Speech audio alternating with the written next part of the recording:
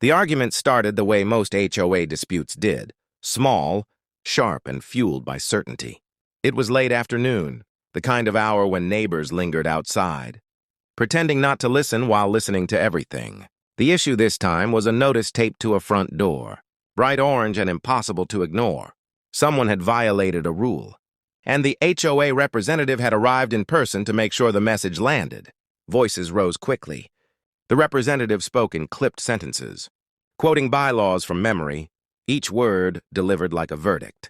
The homeowner pushed back, hands shaking but voice steady, insisting the rule had never been enforced before. A few neighbors drifted closer, forming a loose half-circle. Phones stayed in pockets, but eyes were wide and alert. Everyone sensed this was becoming more than a simple warning. As the exchange intensified, sarcasm crept in. Accusations followed. The HOA rep took a step forward, invading personal space, confidence hardening into something colder. That's when the mood shifted. The homeowner's bravado cracked just slightly. Their breathing changed. A pause stretched between sentences, and in that quiet, fear became visible. It wasn't loud or dramatic. It was human, a tremor in the hands, a glance toward the gathered neighbors, not for support, but for safety. The crowd noticed. One woman folded her arms tighter. A man shook his head slowly. The energy that had fed the argument suddenly had nowhere to go. The HOA representative noticed it too. Their voice faltered mid-sentence.